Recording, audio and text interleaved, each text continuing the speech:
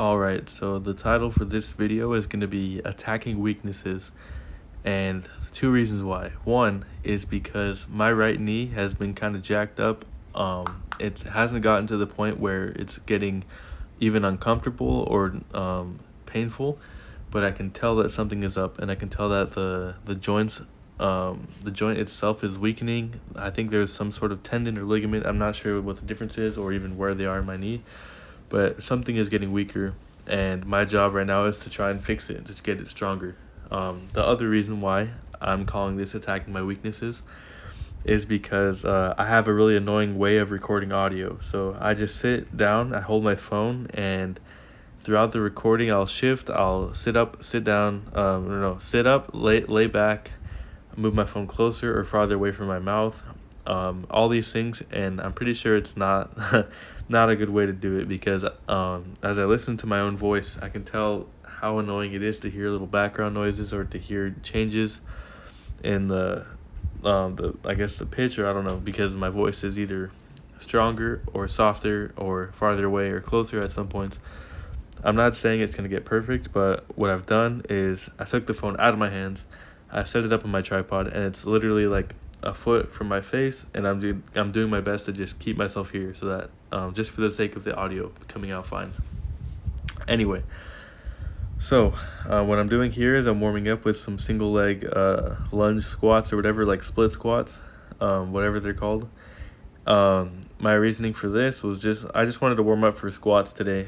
So this is actually my second workout today, and the reason why I came back is just because I felt like I had extra energy and my legs were needing it. So I came back into the garage and I started warming up for squats. I thought it'd be a good idea to warm them up, warm each leg up individually. And one thing I noticed is that as I went for my left leg to do the lunge squats, my left quad was on fire. I say quad, but really 4 muscles, but even more than 4. But my left leg was on fire as I was doing those.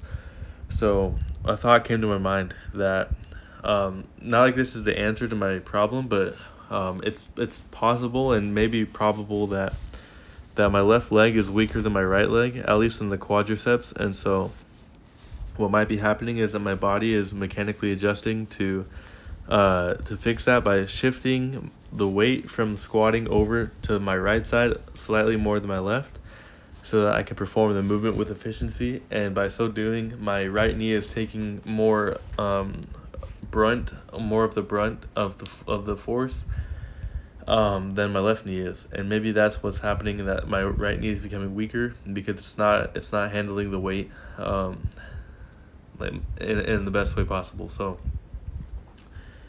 I kind of hatched a plot in my head that I was going to, after I warmed up, that I was going to attack my left leg and my quads, that I was going to attack them through the single leg split lunge stance squat thingy thing that I don't know what to call yet.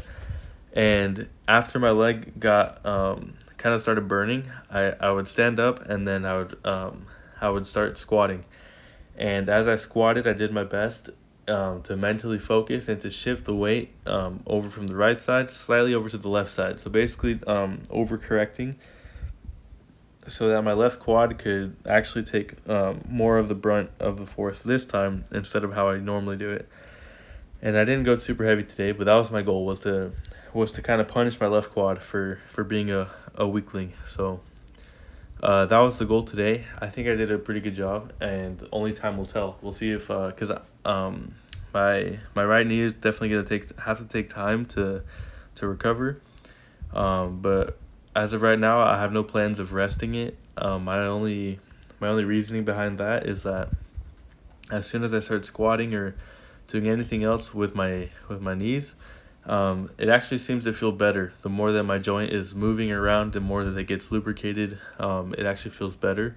And I only notice a problem after the fact, when I'm laying down, sitting down in a resting position. That's when I notice it more, and I think it's because there's more swelling going on and things like that. So as of right now, my focus is to keep going, but to correct the imbalance, not just to treat the symptom, which is that my knee is kind of feeling weird. The cause of the problem is that I have an imbalance. At least that's what I'm hypothesizing or theorizing right now. Anyway, so enough talking like an idiot. I'm gonna keep going. I think I warmed up with 25s on the bar, did a few reps with that. I worked up to 35s. I think I did 45s, then 45s with 15 on the bar, and then after that 45s and 25s, and that was it for me. So yeah, this my job right now is to get strong, and if anything's stopping me from getting strong, I got to figure out how to get past that. I'm not going to do anything to compromise my body in any way. I'm not going to ignore this problem with my knee and just keep pushing. I'm going to find a way not just to work around it, but to work through it and to figure out the solution. So one other thing that's been happening lately is that, so just barely this Christmas, I got, as a gift, I got a huge tub of protein powder, and it's actually like, it seems like it's a high quality protein powder. And as I've been taking this protein powder, one thing I've noticed is that in the past couple of days that my appetite has been suppressed slightly. And I noticed this because, like I think I've mentioned before in the video I did about nutrition, is that I've been eating a lot more the past, let's say 6 months to a year. I've been eating a lot more, trying to increase my body's capacity to handle nutrients, and that hopefully that my body will start to let go of the fat that it's holding onto. And as I've been working on that, I've built up to a point where I'm just eating, and all of a sudden, boom, I'm taking this protein powder, and now my body doesn't want to eat anymore. Sorry, I had to stop the recording. My dad was calling me. Anyway, so yeah, the protein powder, as I've been taking it for the past 3 or 4 days, however many days since Christmas, my appetite has been suppressed. And so in the past, I've built up this habit. When I've been off protein powder for a few months now, I had the habit of drinking it either after I worked out or in the morning. Either way, normally it was in the morning, and if it wasn't, I would drink it after my workout later in the day. That's just a habit, and I think most people have built that habit. It's just like, it seems like that's the most common way to do it. What I've realized though is that if I want to take protein, which is still a question that's up for discussion, debate in my mind, if I want to take protein, it seems like I'm going to have to take it at night. So that way I can eat all my normal calories, and then I can take protein to supplement that instead of taking up the room in my stomach or whatever's going on that's suppressing my appetite. I got to make sure that doesn't happen. So I've been theorizing for a while about protein powder and about supplements in general, and the conclusion I've come to is that I'm convinced that most protein powder is not good. It's not a replacement for food by any means, and it has no nutrients that will actually help your body grow.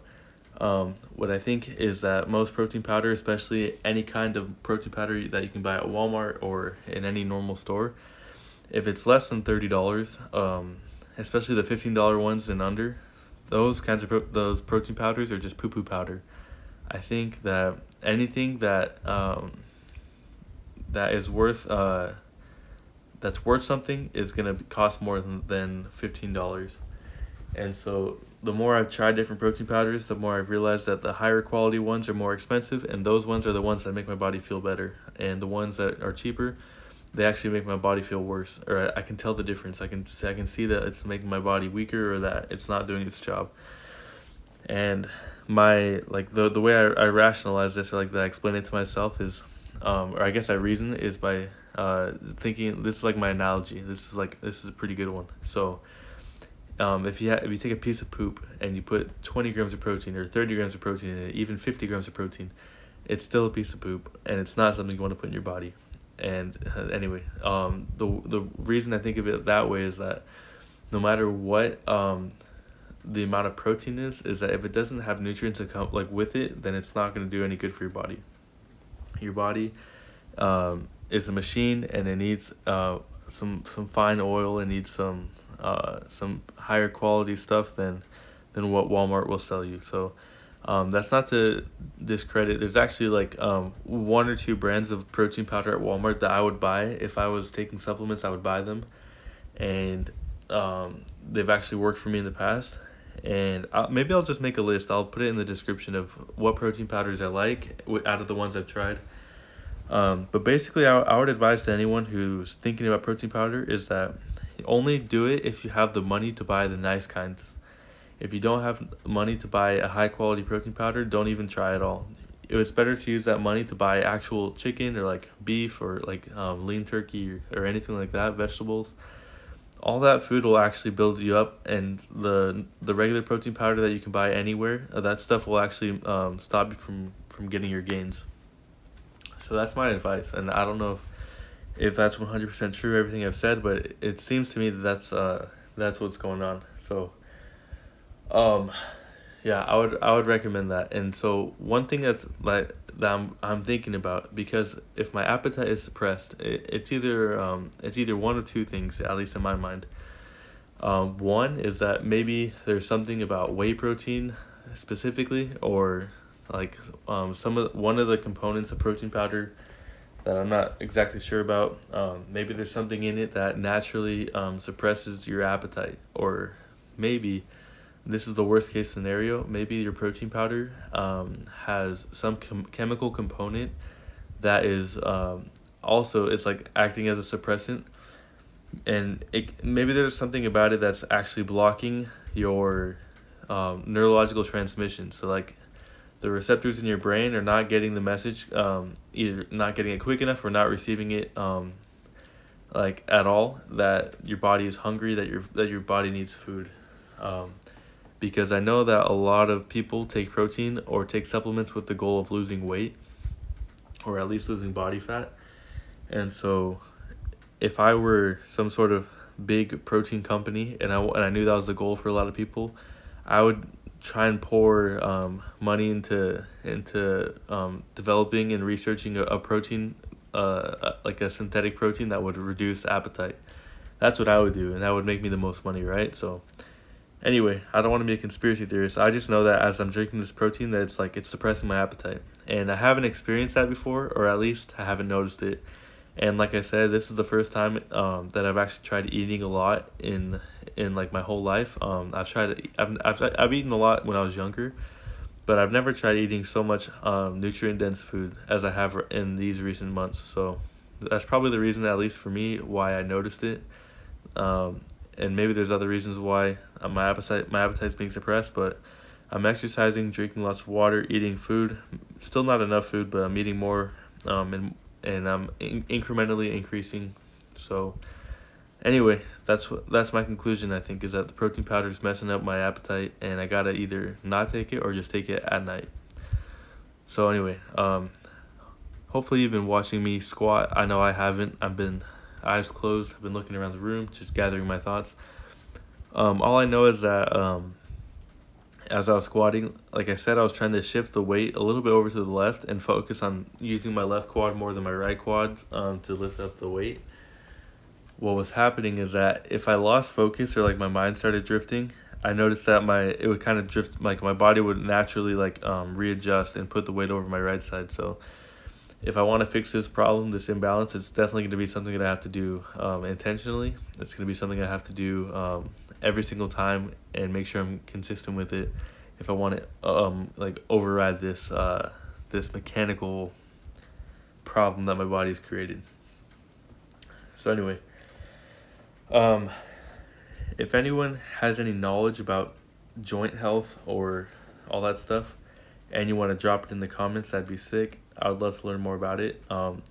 Sometimes it's good to learn things for yourself, but also sometimes it's really nice to just have the answer. So if you feel like you wanna slide that over here, then that'd be welcomed.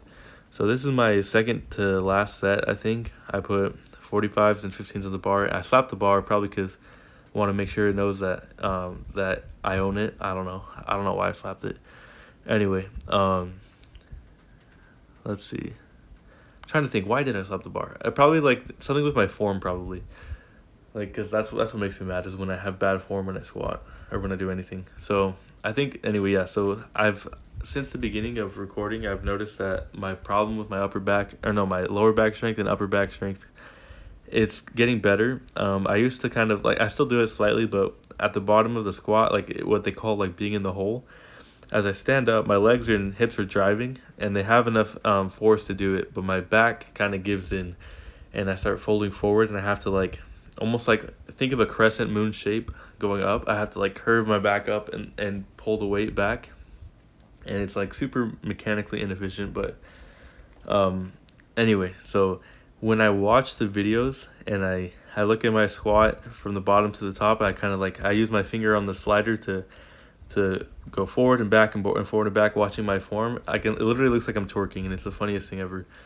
Seeing my butt go down and go up, and like my back stays there, it doesn't even move. It's like, anyway, it's pretty dumb. I wish I could just fix it, but the only way to fix it is by strengthening my back, and that's gonna take some time and effort. So that sucks when things are earned and you can't just have it given to you, but you know, that's how life is. So yeah, I'm watching myself. You can still slightly see like my butt dip down at the end, but it's gotten a lot better since last week. So I'm really happy with that. Basically, like I was trying to explain in the last video, I think, or one of the last videos, is that your body does that to protect your spine, and when your spine starts flexing, your body kind of curves with it to avoid any unnecessary undue pressure or forces on that vital part of your body. So anyway, the only way to correct it is by strengthening the parts of my body that are supporting my spine, and over time my body will be able to resist that pressure. But anyway, that's enough for today. I'm gonna stop talking. You guys probably want to watch something cooler, so I'm gonna let you go.